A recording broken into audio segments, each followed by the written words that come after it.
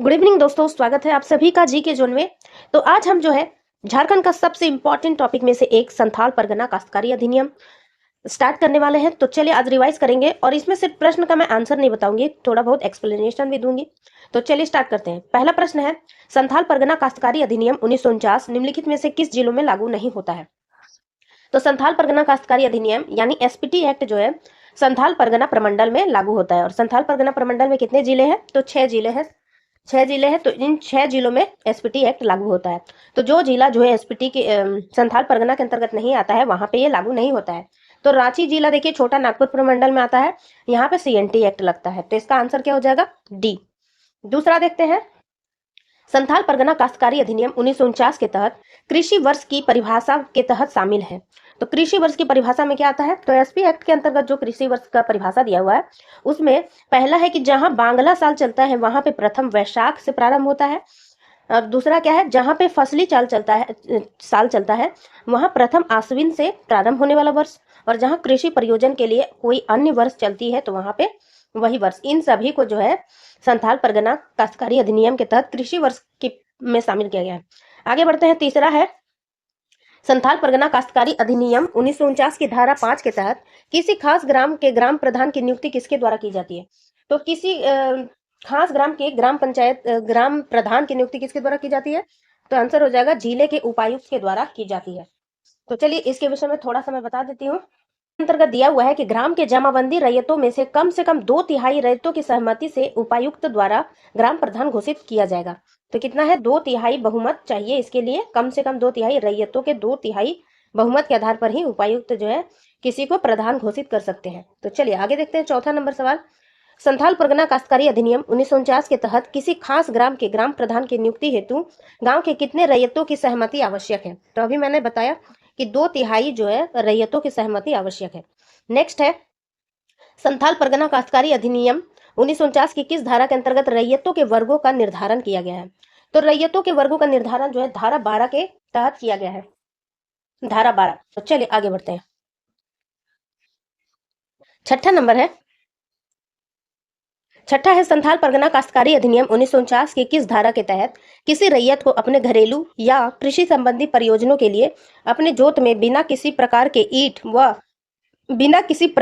ईंट व खपड़े बनाने का अधिकार प्राप्त है?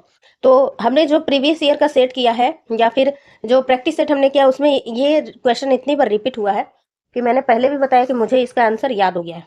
वो है धारा 15। धारा 15 कहता है कि रैयत को अपने और अपने परिवार के घरेलू अथवा कृषि संबंधी परियोजनों के निमित्त अपनी जोत में बिना किसी अधिकतर शुल्क या फिर अन्य प्रभार के ईंट और खपड़े बनाने का अधिकार प्राप्त है। तो चलिए नेक्स्ट देखते हैं। 7वां नंबर सवाल है, संथाल परगना काश्तकारी अधिनियम 1949 की किस धारा के तहत किसी रैयत को अपने निजी जोत पर वृक्ष लगाने, उसे काटने तथा उसका उपभोग करने का अधिकार है? तो ये हो जाएगा आर्टिकल 17। तो धारा 17 क्या कहता है कि संथाल परगना में इस अधिनियम या किसी अन्य विधि या विधि के बल रखने वाली किसी वस्तु में विपरीत बात के रहते हुए भी रैयत पहला। तो धारा 17 में जो है 2 मुख्य बातें की गई है। 17 का 1 में दिया हुआ है, अपनी जोत की किसी भूमि पर वृक्ष, उद्यान एवं बांस लगा सकता है और उन्हें काट कर गिरा सकता है, उसका नियोजन कर सकता है। लेकिन पेड़ जो है काटने के लिए अनुमंडल पदाधिकारी की अनुमति लेना अनिवार्य है। ठीक है। दूसरा क्या दिया हुआ है कि ऐसी भूमि पर स्थित किन्हीं वृक्षों या बांसों के फल फूल तथा उत्पादों का नियोजन कर सकता है। नेक्स्ट क्या दिया हुआ है, रैयत को अपनी जोत में अपने द्वारा लगाए गए वृक्षों पर बिना शुल्क के लाह उपजाने या रेशम कीट पालने का भी अधिकार है। तो ये धारा 17 में दिया हुआ है। 17 1 और 2 में ये सभी बातें लिखी हुई है। तो चलिए नेक्स्ट देखते हैं। 8वां नंबर, संथाल परगना काश्तकारी अधिनियम 1949 की किस धारा के तहत रैयती भूमि का विनिमय किया जा सकता है? तो रैयती भूमि का विनिमय आर्टिकल मतलब धारा कितने के तहत किया जा सकता है? तो धारा 23 इसका आंसर हो जाएगा। तो धारा 23 के अंतर्गत विनिमय किया जा सकता है। तो चलिए मैं ये भी आपको सुना देती हूँ पढ़कर। धारा 23 में क्या लिखा हुआ है, अपनी भूमि को बदलने की इच्छा रखने वाले लिखकर उपायुक्त के यहाँ आवेदन कर सकते हैं, जो अपने विवेकानुसार इसकी अनुमति दे सकते हैं। यानी रैयत भूमि का विनिमय करने के लिए सबसे पहले अपनी भूमि को बदलने की इच्छा रखने वाले जो व्यक्ति है वो क्या करेंगे, सबसे पहले उपायुक्त को एक आवेदन कर सकते हैं और जो अपने विवेकानुसार इसकी अनुमति दे सकते हैं, यानी उपायुक्त अपने विवेकानुसार इसकी अनुमति देंगे आपको। चलिए 9 नंबर देखते हैं। 9th नंबर सवाल है, संथाल परगना काश्तकारी अधिनियम 1949 की किस धारा के तहत किसी बंजर भूमि की बंदोबस्ती पट्टे के जरिए किए जाने का प्रावधान है? तो इसका आंसर है 27, आर्टिकल 27 में दिया हुआ है बंजर भूमि तथा खाली जोतों की बंदोबस्ती के विषय में। और क्या लिखा हुआ है कि बंजर भूमि की बंदोबस्ती विनिहित प्रपत्र में पट्टे या अमलनामा के द्वारा की जाएगी। ठीक है, आगे बढ़ते हैं। संथाल परगना काश्तकारी अधिनियम 1949 की किस धारा 33 के तहत, मतलब धारा 33 के तहत कितने वर्षों के बंदोबस्ती बंजर भूमि को आबाद नहीं किए जाने पर बंदोबस्ती रद्द कर दी जाएगी? तो इसका आंसर है 10वां का आंसर हो जाएगा 5 वर्ष। तो जितने वर्ष वाले सवाल है वो जो आप है अलग से नोट करके रखिएगा, क्योंकि अभी बहुत सारे प्रश्न आएंगे जिसमें 5 वर्ष होता है आंसर, किसी का आंसर होता है 10 वर्ष। इसका आंसर कितना है? 5 वर्ष।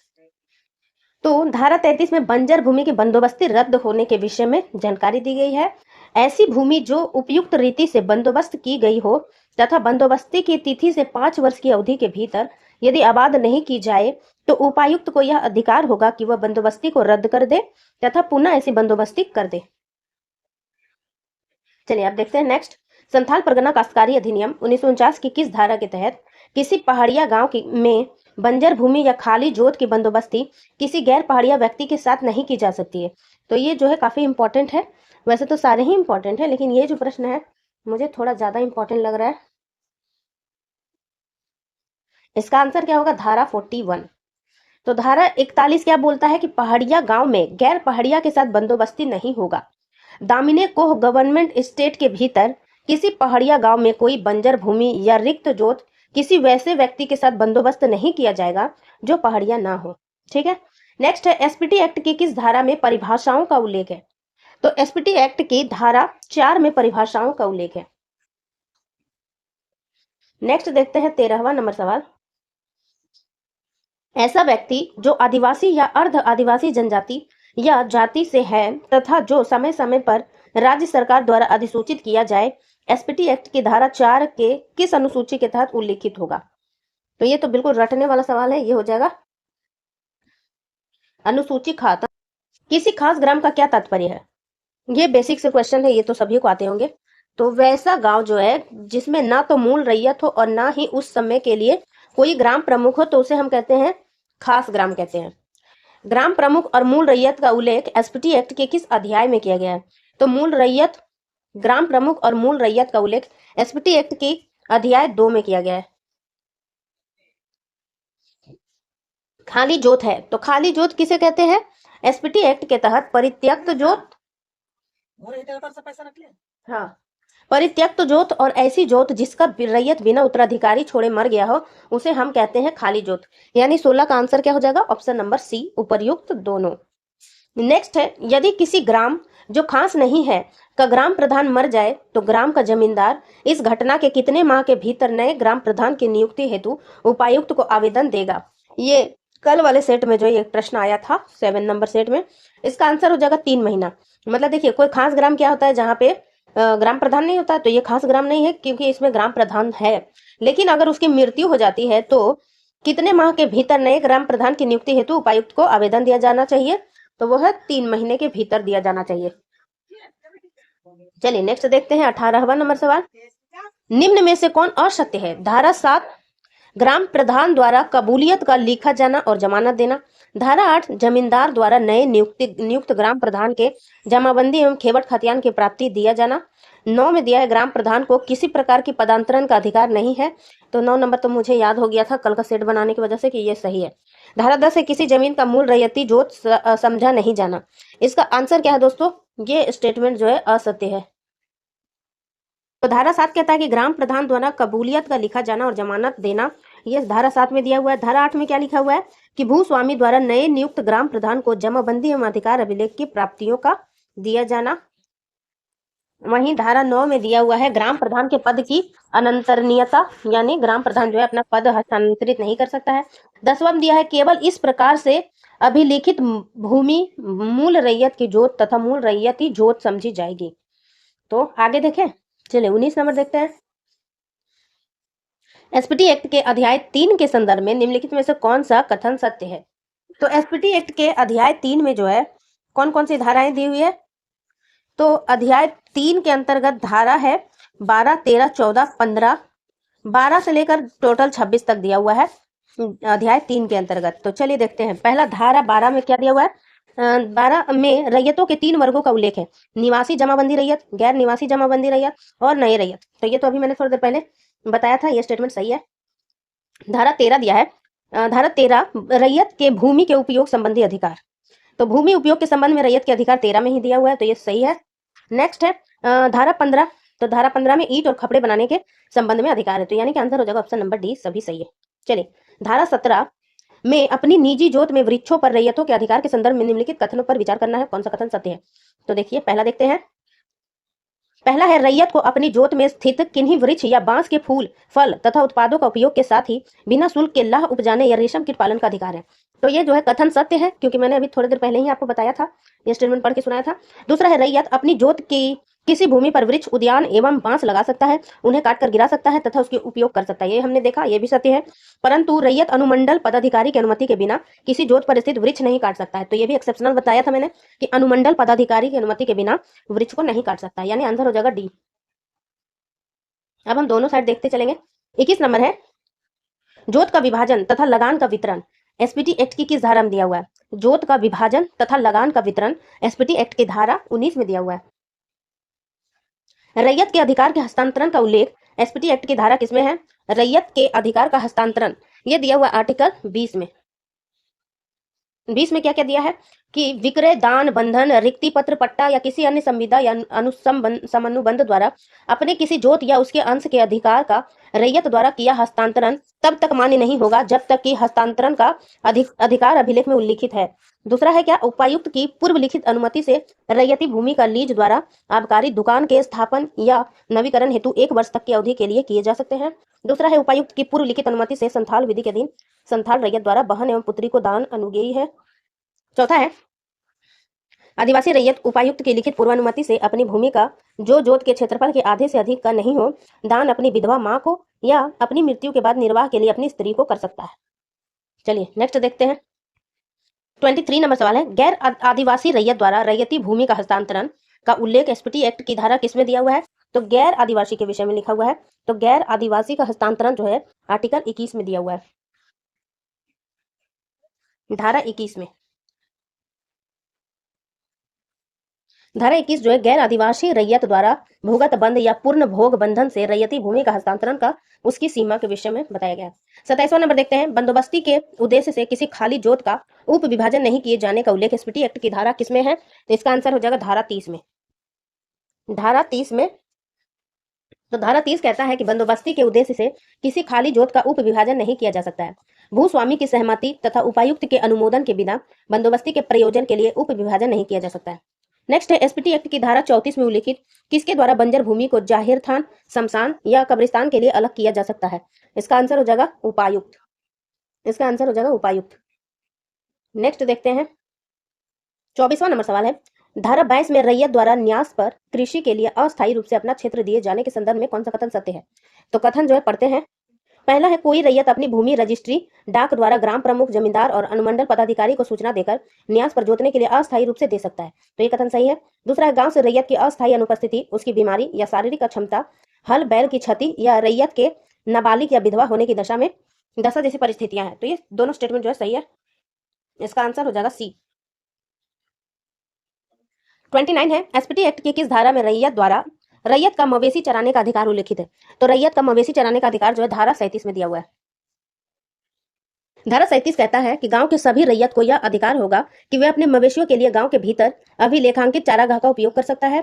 दूसरा क्या दिया है धारा 37 में कि ग्राम जनता की राय के बिना रैयत से भिन्न लोगों का कोई मवेशी गांव में नहीं चर सकता है। तीसरा है, किसी गांव में मवेशी के चराने का कोई शुल्क किसी व्यक्ति द्वारा नहीं लिया जाएगा। 30वां नंबर है, एसपीटी एक्ट की किस धारा में लगान होल्डिंगों पर प्रथम प्रभार होने का उल्लेख है, तो लगान होल्डिंगों पर प्रथम प्रभार होने का उल्लेख किसमें है, धारा 49 में। तो आंसर क्या है, सी। लगान जोतों पर प्रथम प्रभार होगा यदि जोत या जोत का कोई भाग बकाया लगान के डिक्री शोधन में विक्रय हो जाए, तो क्रयकर्ता बिक्री की तिथि के पूर्व की किसी अवधि के लगान की देयता से मुक्त जोत प्राप्त करेगा और किसी ऐसी अवधि का बकाया लगान जोत या उसके अंश के विक्रय प्राप्ति पर प्रथम प्रभार होगा। नेक्स्ट है 31वां नंबर सवाल, एसपीटी एक्ट की किस धारा में उल्लिखित प्रत्येक रैयत के लगान का लेखा रखना अनिवार्य है? तो प्रत्येक रैयत के लगान का लेखा रखना अनिवार्य है। ये कौन सा आर्टिकल में दिया हुआ है? धारा 46। धारा 46 कहता है कि ग्राम प्रधान या भूस्वामी प्रत्येक रैयत के लगान का लेखा रखेगा। तो लेखा कौन रखेगा? ग्राम प्रधान या भूस्वामी। नेक्स्ट है रैयत भूमि का बदलैन या विनिमय आर्टिकल एसपीटी एक्ट की किस धारा में दिया हुआ है? तो ये है धारा 23 में दिया हुआ है। नेक्स्ट है धारा 27 में बंजर भूमि की बंदोबस्ती निहित प्रपत्र में पट्टे के द्वारा की जाएगी, जिसकी कितनी प्राप्तियां तैयार की जाएगी? तो इसकी 4 प्राप्तियां तैयार की जाएगी। 26 का आंसर हो जाएगा सी। चलिए आगे बढ़ते हैं। 32 नंबर सवाल है, एसपीटी एक्ट की धारा 48 में उल्लिखित रसीदों एवं लेखों का प्रपत्र डैश के द्वारा तैयार किया जाएगा और इसे सभी डैश द्वारा कार्यालय में रखा जाएगा। तो इसका आंसर क्या हो जाएगा? धारा 48 के तहत 32 का आंसर क्या हो जाएगा? बी, राज्य सरकार के द्वारा तैयार कराया जाएगा और जो है अनुमंडल कार्यालय में रखा जाएगा। चलिए 32 नंबर देखते हैं। एसपीटी एक्ट की धारा 48 में उल्लिखित रसीदों एवं लेखों का प्रपत्र तो राज्य सरकार के द्वारा तैयार कराया जाएगा और इसे सभी अनुमंडल कार्यालय में रखा जाएगा। ऑप्शन नंबर बी इसका आंसर है। नेक्स्ट 33, निम्नलिखित में से कौन सही नहीं है? पहला है धारा 53, 54, 57 और 60। तो चलिए इसका आंसर डायरेक्ट बता देती हूँ मैं। इसका आंसर सी है। सी जो है गलत है, बाकी सब सही है। अपीलों के लिए परिसीमा संबंधी उल्लेख एसपीटी एक्ट की धारा कितने में है? तो एसपीटी एक्ट की धारा 66 में परिसीमा के विषय में परिसीमा संबंधी उल्लेख है। नेक्स्ट अर्थदंड का उल्लेख एसपीटी एक्ट की धारा किसमें है? अर्थदंड का उल्लेख है धारा 67 में। तो गाइस यहीं पे समाप्त होता है। कुछ धाराएं जो है आपको भी याद हो गई होगी मेरे साथ, इतने बार रिपीटेशन हुआ है। चलिए दोस्तों बाद में बात करते हैं। तो वीडियो अच्छा लगा लाइक शेयर, चैनल को सब्सक्राइब कीजिए। Thanks for watching, bye bye.